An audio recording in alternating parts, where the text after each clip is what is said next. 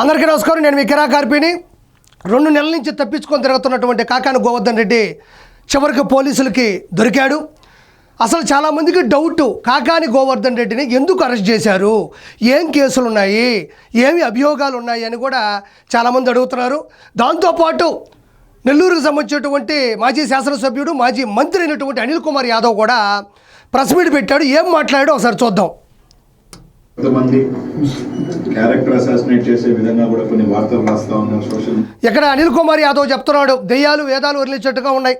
ఏంటంటే కొంతమంది character assassination చేస్తూ వ్యాఖ్యలు కానీ ఫోటోలు కానీ ఏదో చేస్తున్నారని అభియోగాలు వ్యక్తం చేస్తూ ఉన్నాడు. ఇక్కడ అనిల్ కుమార్ యాదవ్ తెలుసుకోవాల్సింది ఏంటి అంటే, క్యారెక్టర్ అసాసినేషన్ చేయడం, ఆడవాళ్ళని బూతులతో దూషించడం, మార్ఫింగ్ ఫోటోలు చేయడం, అవహేళనగా మాట్లాడడం అనేది వైఎస్ఆర్సీపీకి మాత్రమే చెందింది. అది వాళ్ళ హక్కులా భావిస్తారు, వాళ్ళ కులదైవంలా భావిస్తారు. ఇది అందరికీ తెలుసు. సజ్జల భార్గవరెడ్డి కానీ, సజ్జల రామకృష్ణారెడ్డి కానీ, కొడాల నాని కానీ, వర్రా రవీందర్ రెడ్డి కానీ, అదేవిధంగా వల్లభనేని వంశీ కానీ, చివరికి నువ్వు కూడా అందులో ఉన్నావు. నువ్వు తాతకి దగ్గులు నేర్పించబాక, నీకు అది వెన్నతో పెట్టిన విద్య. పౌరుషం, రోషం, తొడగొట్టడం, మీసం వెళ్ళేయడం, సవాల్ తీసుకుంటారు లేదా అని అడగడం, తప్పించుకొని తిరగడం, నీ కార్యకర్తలు రోడ్డు మీద పడేయడం అనేది నీకు చాలా చిన్న విషయం. నువ్వు నల్ల డ్రెస్ వేసుకొని తెల్ల మొహం పెట్టుకొని మాట్లాడబాక. ఇంకో విషయం చెప్పాలంటే, భూత వైద్యుడు ఎవరైనా ఉన్నారంటే అది నువ్వే. మీడియాలో కావచ్చు, కొన్ని మీడియాలో కూడా దయచేసి కొన్ని టీవీ ఛానల్స్ కానీ, కొన్ని సోషల్ మీడియాలో కానీ కానీ అసభ్యకరంగా పోస్టులు పెట్టడం కానీ, మీడియాలో పెట్టడం కానీ మంచిది కాదు. తప్పకుండా వాళ్ళు నిజంగా మీరు ఏదైతే కేసు పెట్టారు, అక్రమం కేసు పెట్టారు, సరే అరెస్ట్ చేశారు, చేసిన తర్వాత ఖచ్చితంగా. ఇక్కడ అనిల్ కుమార్ యాదవ్ అంటున్నాడు, కాకాని గోవర్ధన్ రెడ్డి మీద అక్రమ కేసు పెట్టారు అంటున్నాడు. నేను నిజంగా చెప్తున్నా, అసలు మీకు పూర్తిగా ఈ డీటెయిల్స్ గురించి తెలియాలి. కాకాని గోవర్ధన్ రెడ్డి సర్వేపల్లి నియోజకవర్గంలో 2014, 2019లో 2 సార్లు ఎమ్మెల్యే అయినాడు. వ్యవసాయ సహకార మార్కెటింగ్ మంత్రివర్యులుగా కూడా పనిచేశాడు. అదేవిధంగా అసెంబ్లీ ప్రివిలేజ్ చైర్మన్గా పనిచేశాడు. ఒకప్పుడు వైఎస్ఆర్సీపీ జిల్లా అధ్యక్షుడిగా పనిచేశాడు. ఇప్పుడు కూడా పనిచేస్తూనే ఉన్నాడు. మరి ఇన్నిసార్లు గెలిచాడు, ఇంత ట్రాక్ రికార్డు ఉంది. మరి ఇవన్నీ చేశాడా అంటే, మరి అదే అధికార దాహంతో, అధికార మోహంతో, అధికారాన్ని అడ్డుపెట్టుకునే అహంకారంతో, అధికార దుర్వినియోగంతో విచ్చలవిడిగా చేస్తే ఎవరైనా కూడా కేసులు భర్తీ అవుతాయి, ఖచ్చితంగా లోపలికి వెళ్తారు. ఇతగాడు ఏం చేశాడు అంటే, పొదలకూరు సర్వేపల్లి నియోజకవర్గంలోని పొదలకూరు దగ్గర ఉండేటువంటి మైనింగ్ని అక్రమంగా చేతిలో పెట్టుకొని 250 కోట్లు విలువ చేసే క్వార్జిని ఇతర ప్రదేశాలకి తరలించాడు. ఇతను అందులో ఏ4 ముద్దాయిగా కూడా ఉన్నాడు. అదేవిధంగా ఇతని మీద ఎస్సీ ఎస్టీ కేసు ఉంది, అట్రాసిటీ కేసు.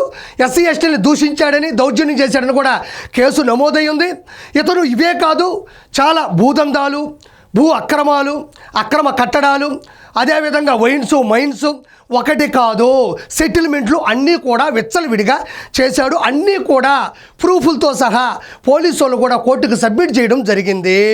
అదేవిధంగా ఇతనికి 2 నెలల క్రితం కూడా నోటీసులు జారీ చేసి తలుపు కదిగిచ్చారు.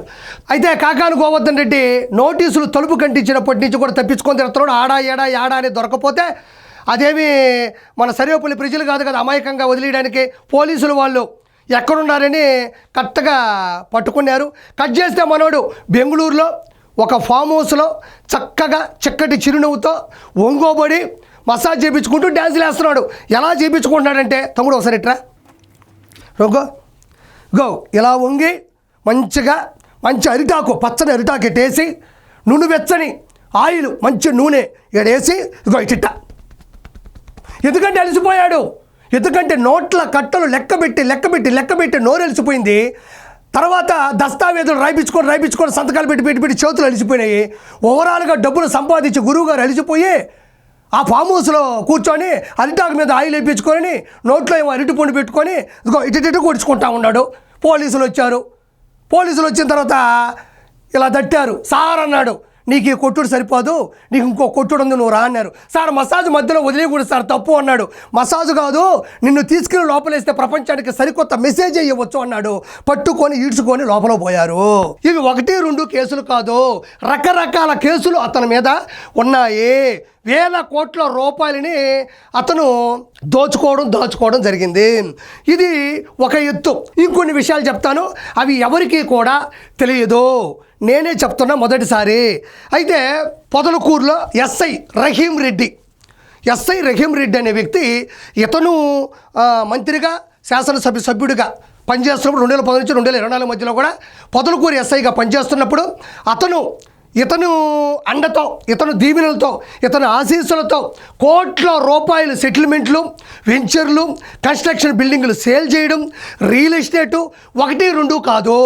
ఎవరైనా ఒక ఎస్ఐ ఒక పోలీస్ స్టేషన్కి వచ్చితే అక్కడ కేసుల పని మీద ఉంటాడు, లేకపోతే కుటుంబం చాలా దూరం నుంచి వస్తుంది కాబట్టి ఒక ఇల్లు తీసుకుంటారు, అక్కడ కుటుంబాన్ని పెట్టుకుంటారు, చక్కగా పిల్లలు చదివించుకుంటారు, ఇందులో ఏ తప్పు లేదు. కానీ రహీం రెడ్డి అనే ఒక ఎస్ఐ ఇతని అనుచరుడిగా ఉంటూ ఇవన్నీ చేస్తూ పొదలకూరు టౌన్లో విచ్చలవిడిగా కోట్ల రూపాయలు సంపాదించాడు. మీరు పొదలకూరుకి వెళ్ళి ఎవరిని అడిగినా కూడా ఇవన్నీ బయటపడతాయి. ఒక సాధారణమైనటువంటి ఎస్ఐ అనే వ్యక్తి ఇన్ని కోట్ల రూపాయలు ఇతని ఆశీస్సులతో సంపాదించి వైఎస్ఆర్సీపీలో టికెట్ కోసం కూడా ట్రై చేశాడు. మరి ఎందుకు రాలేదో నాకు తెలియదు. ఇప్పుడు అతను వీఆర్లోనో సస్పెన్షన్లోనో ఉన్నాడు. అంటే ఒక ఎస్ఐ ఏంది, దందాలు చేసేది ఏంది, దౌర్జన్యాలు చేసేది ఏంది, సెటిల్మెంట్లు చేసేది ఏంది, కన్స్ట్రక్షన్ బిల్డింగ్లు కట్టి సేల్ చేసేది ఏంది, నాకు అర్థం కావట్లేదు. రియల్ ఎస్టేట్ ఏంటి, ఎందుకు చేశాడు ఇవన్నీ అంటే, అతగాడిని బినామీగా పెట్టుకొని ఎస్ఐ ముసుగులో అతను చేసిన అరాచకాలు కోట్ల రూపాయలు సంపాదించాడు. అదేవిధంగా ప్రజలారా, మీకు ఎవరికి తెలియని విషయం ఒకటి ఏంటంటే, ఆనందయ్య గారు ముందు కరోనా వైరస్ విచ్చలవిడిగా ఉన్నప్పుడు ఆ మహమ్మారి నుంచి కాపాడడానికి ఆనందయ్య గారు ఆయన ఒక ఆకుపసరునో ఔషధాన్నో కనిపెట్టాడు.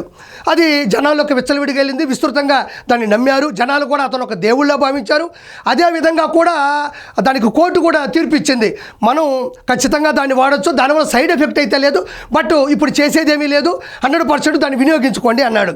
అయితే వెంటనే ఆనందయ్య గారిని భారతదేశంలో ఉన్న ఎంతోమంది వెంటిలేటర్ మీద శ్వాస అందనే వాళ్ళు చాలామంది కూడా ఒక్కసారిగా ఆనందయ్య గారు ఊరి మీద పడిపోయారు. ఆయన వీలైనంత వరకు కూడా సహాయం చేశాడు, నిద్రాహారాలు లేకుండా 24 గంటలు కూడా కష్టపడ్డాడు. కానీ ఇక్కడ ఏం జరిగింది అంటే, అతన్ని ముందు ప్రజలకి దగ్గర కానికుండా, ప్రజలకి న్యాయం చేయకుండా, ప్రజల్ని మహమ్మారి నుంచి కాపాడే విషయం పక్కన పెడితే, కృష్ణపట్నం పోర్టులో ఒక దగ్గర అతన్ని నిర్బంధించి, మా అమ్మ మీద ఒట్టే చెప్తున్నా, నేను 2 రోజులు అక్కడ ఉన్నాను, లోపలికి వెళ్ళాను. నేనేం అక్కడ అక్రమం చేయలేదు, నేను జగన్మోహన్ రెడ్డిని కాదు, కాకాన గోవర్ధన్ రెడ్డిని కాదు, నేను అక్కడ గమనిస్తూ ఉన్నాను. అక్కడ ఏం జరిగిందంటే, ఆయన ఒక చోట పెట్టి కొన్ని గిన్నెలు ఆకులు తెప్పించి ఆయన దగ్గర కూడా వండిస్తూ చేపిస్తూ ఉంటే ప్రజలకు వెళ్తుందేమో అనుకున్నా, కాదు. అప్పట్లో ఈ వైఎస్ఆర్సీపీకి సంబంధించినటువంటి ఎమ్మెల్యేలు ఆర్కే రోజా, వైవి సుబ్బారెడ్డి, మిథున్ రెడ్డి, ఇక్కడ చూస్తే కాకాన గోవర్ధన్ రెడ్డి కెప్టెన్సీలో అక్కడ చేస్తున్నటువంటి ప్రతిదాన్ని అప్పటి కాన్స్టిట్యూన్సీ ఎమ్మెల్యేలు, ఎంపీలు అందరూ క్యాడర్లో కూడా తలా ఒక కారు, ఎందుకంటే వాళ్ళకి పాసు డైరెక్ట్గా వెళ్ళిపోవచ్చు, ఆ రోజుల్లో రోడ్డు మీద కార్లు కూడా రాకూడదు, వీళ్ళే విచ్చలవిడిగా వాహనాలను పంపించి అక్కడ క్యూలో పెట్టి, నేను అడిగే వాళ్ళు ఎవరంటే, నేను ఆర్కే రోజా డ్రైవర్ సార్, నేను మిథున్ రెడ్డి డ్రైవర్ సార్, నేను అనిల్ కుమార్ యాదవ్ పిఎన్ సార్ అని చెప్పేవాళ్ళు నాతో. ఈ చేసిన దాన్ని అంతా కూడా వాళ్ళ కార్యకర్తలకి, వాళ్ళ కార్యవర్గానికి, వాళ్ళ నాయకులకి బహుమతిగా అందించారు. అంటే చూసారా, నా నియోజకవర్గంలో ఉండే ఆనందం ఉందని మన వైఎస్ఆర్సీపీ వాళ్ళకి మాత్రమే అందిస్తున్నాను, మిగతా వాళ్ళకి అందించాల్సిన అవసరం లేదు, మిగతా వాళ్ళే అసలు ప్రాణాలే కాదు, మీరు మాత్రమే నా మనుషులని దాన్ని చాలా దుర్వినియోగం చేశాడు.